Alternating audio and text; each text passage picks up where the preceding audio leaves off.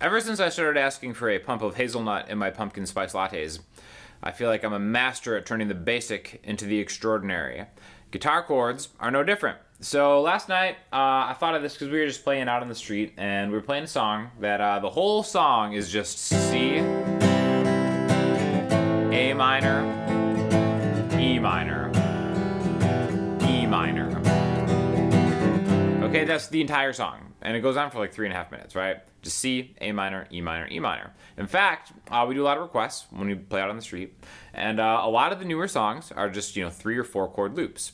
Not that that's a bad thing, but when you're doing like an acoustic guitar kind of vocal thing, it gets very, very repetitive, all right?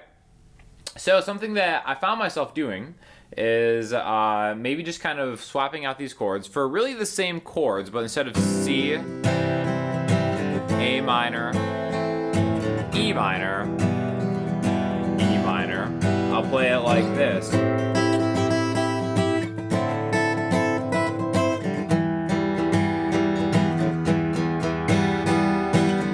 And then go back and forth between the open chords and maybe that stuff higher up, okay?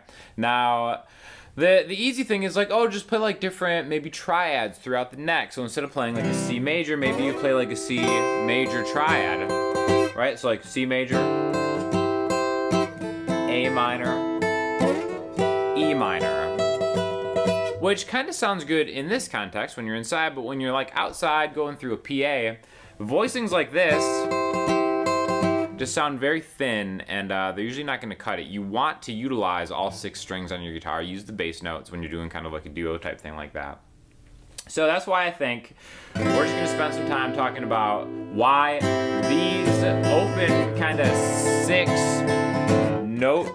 6-string voicings work on a guitar. Okay, I'm using the Martin D35. I actually just got back from the Martin factory. You can see some content from that coming out.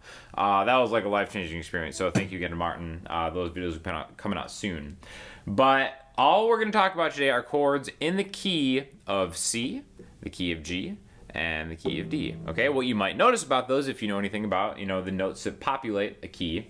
In the key of C, we've got C, D, E, F, G, A, B, C. Okay, no sharps, no flats. In the key of G, we have 1 sharp, G, A, B, C, D, E, F sharp, G. Okay, so G has an F sharp, D, D, E, F sharp, G, A, B, C sharp, D. You don't have to remember this, by the way. I'm just making a point that within those 3 keys, the only sharps you have are F sharp and C sharp. And now since there's no F string or C string in a standard tune guitar, that means all the open strings are going to help you out in those keys. Okay, so remember, key C, key G, key D. Those are the main ones this kind of stuff is going to work with. Okay, so what that means is even if we hit an open string, even if it's low string, it's going to be in the key, right? This will work better in some places than others, but the first thing I want to do with this C major chord is I want to play up here, okay? So now I'm still thinking of a C major triad. Now I just have my pointer finger on the 8th fret of the B string, my middle finger, the 9th fret of the G string, and my ring finger, the 10th fret, which is a C of the D string. So again, if you were just to play that C major triad, as we kind of think of it, sounds okay, but again, it doesn't have that big open sound of getting the open strings to help you out, right? Now again, that E is going to be in a C major chord, so you can think of this as an inversion, but we've got this A, this open A helping us out. So you can think of it as being like an E, a first inversion of a C major 6 chord, C, D, E, F, G, A, right? I don't think about it that way. I just think of it as a C chord instead of a different option that you can use, okay? Same thing with that A minor chord up here. Well, if we have an A minor bar chord here, which we can always use bar chords for this, but the thing about playing like a lot of this stuff live, or maybe if you're just kind of like starting out and you don't really have a handle on bar chords, specifically on acoustic guitar, it causes hand fatigue. No matter how good you are, no matter how swole your hands and your wrists are, how jacked you are, playing full bar chords for an extended period of time on an acoustic guitar with gauge 13 strings is going to cause some hand fatigue, right? So I think that this voicing right here of of an A minor is perfectly good to use instead of a A minor here. I'm just barring the 5th fret on the highest 3 strings. Okay, you can get the highest 4 strings if you want to get more of like a traditional A minor 7 chord voicing, but I actually like leaving that D string open too. Because what we're going to hear more than anything is what's on top, right? Which is the 5th fret of the high E string. That's kind of giving us the harmony, the melody. We kind of perceive that note on top a little more than maybe some of the other notes. Like especially more than this D note. It's kind of stuck in the mix there. Alright? Again, to me, that's a negligible difference. But for me, it's a lot easier to bar the 3 highest strings than the 4 highest strings, because now just the way that my finger is set up, I got to go through one of the knuckles, right? I think a lot of people, most people can kind of get 3 strings down pretty easy, right? All right, so now instead of C to A minor, we got this C and this A minor. Okay, so not that one's better than the other, but it's just a way to mix it up. Now with E minor, a lot of cool things you can do over E minor, right? One of my favorite things is actually this voicing right here, which actually at face value isn't really that much different. What I'm doing here is I got my ring finger on the 7th fret of the A string, which is an E, right? There's an octave E, and then my pointer finger is grabbing the minor 3rd, right there, the 5th fret of the D string, which is also an open G. So you kind of get 2 of the same note. Creates kind of like a cool chorus effect, almost, right? So regular E minor. And again, while those are kind of negligibly different, what I like to do is actually kind of go back and forth, kind of hitting the chord,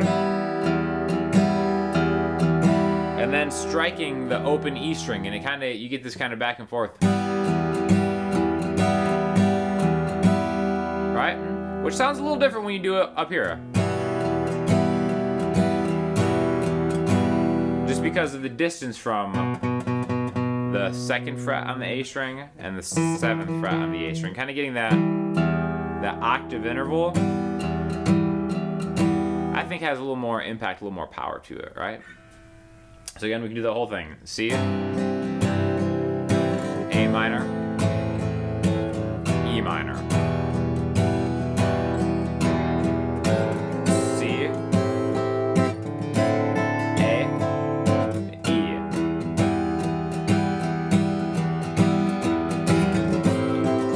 We can mix and match.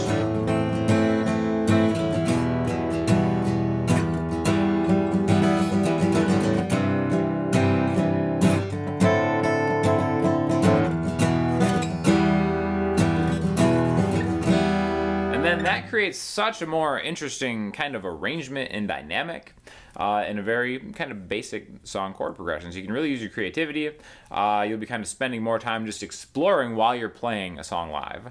Now, another cool thing is like if you know your scales and stuff, you can start incorporating them into each of these chord voicings, right? Check out my Patreon if you want more of like an advanced breakdown of that stuff. But let's just take that A minor 7, however we're looking at this 5th note thing right here. If you know the A minor scale, or if you just know the C major scale, just the notes in here. 5, 7, 8, A, B, C. Let's just kind of key in on those notes and kind of inflect those chords. So there's the C.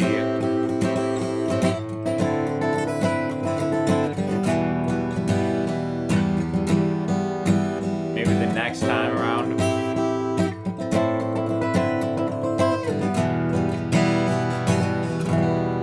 So you're kind of just adding just little pieces one at a time and kind of slowly starting to kind of add other things that maybe you're not used to doing in any of these songs, right?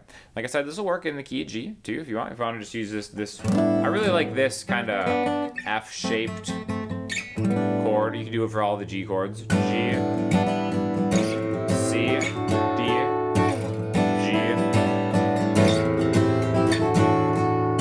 Again, just let those open strings fly, right?